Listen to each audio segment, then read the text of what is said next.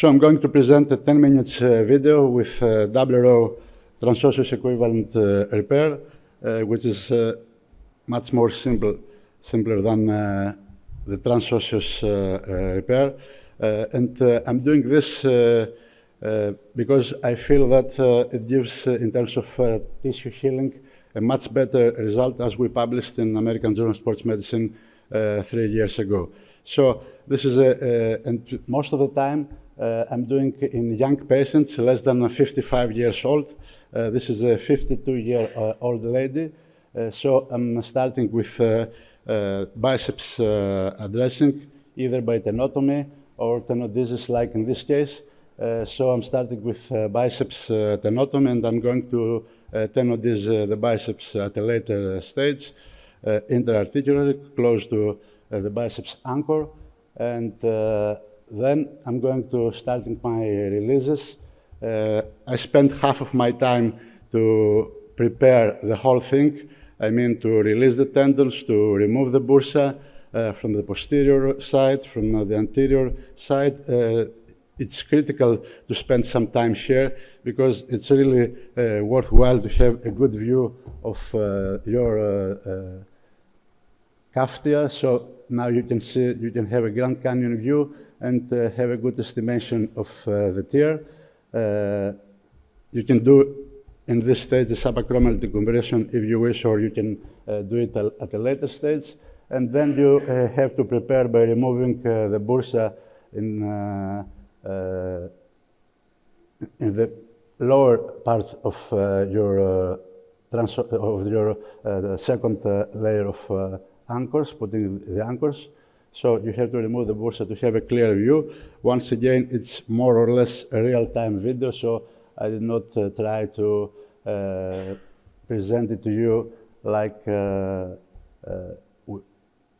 without any difficulties, etc. So it's a real-time video.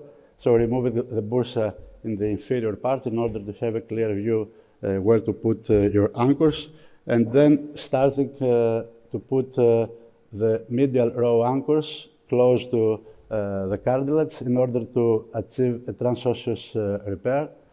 So, as we said, we spent some time to prepare the whole thing.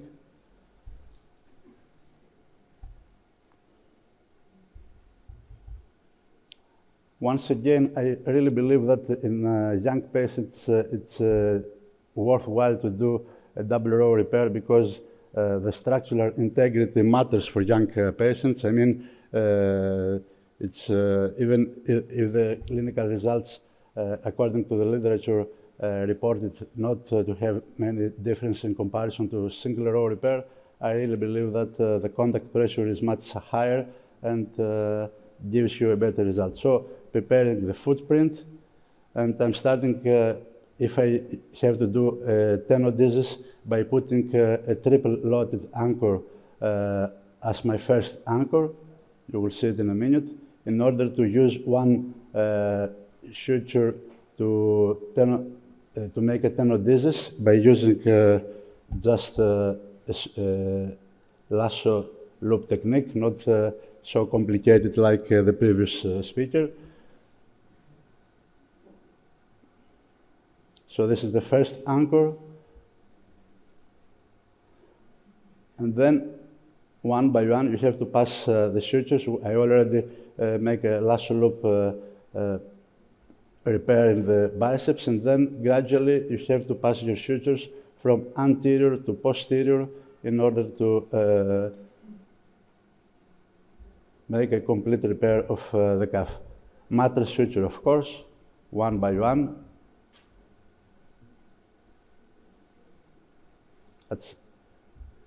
Technically, it's not so demanding, probably, like the transosseous repair. I really don't know if the results are the same, but probably time will tell us if there is any difference. I'm not aware of any comparative studies between transosseous repair and transosseous double row equivalent repair, but I'm sure that in the future there will be a lot of comparative studies between these two techniques. So one by one, passing our sutures, and then debride, of course, the remnants and the degenerative tissue of the calf in order to reach a healthy tissue.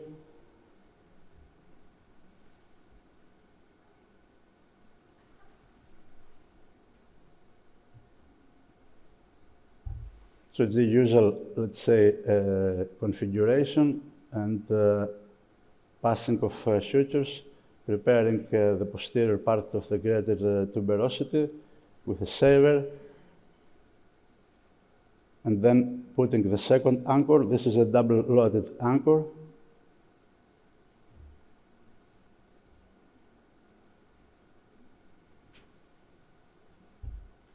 So I prefer not to use metal anchors, of course, in young patients. Of course, as the previous speakers reported, it's a more expensive operation, and probably if the results of transosseous repair are similar to this kind of repair, maybe we have to move on in the future in a transosseous repair for this type of calf tears, but we will see. So, passing the sutures in the posterior calf, not something special. As I said before, half of the time of the operation is spent to prepare the calf, and half of the time to pass the sutures, put the anchors, and make your knots. So now we're tying our knots for the medial row.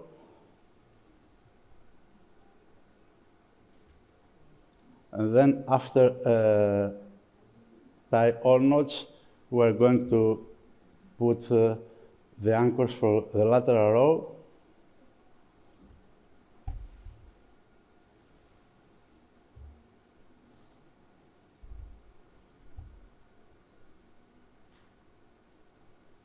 So now it comes the first anchor for the lateral row.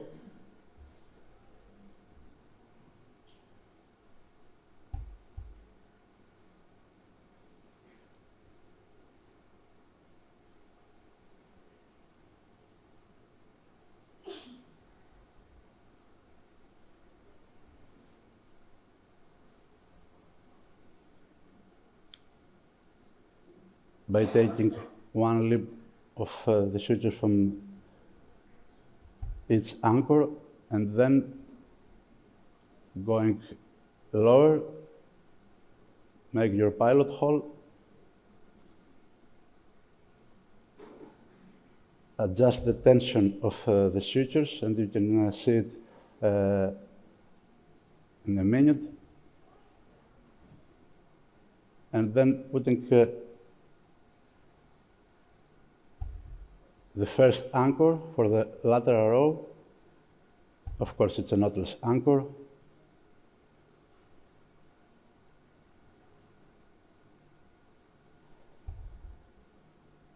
And the same step is repeated for the other anchor. Maybe we can move on.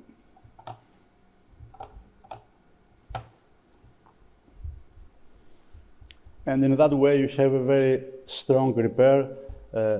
I don't use it for massive rotator cuff tear most of the times, but I use it for medium-sized tears, large tears, and it gives you really an excellent fixation and with a lot of compression of the cuff, and hopefully a good healing. At least the MRI results in our series were really very good with this double row repair. So that's it. Thank you very much.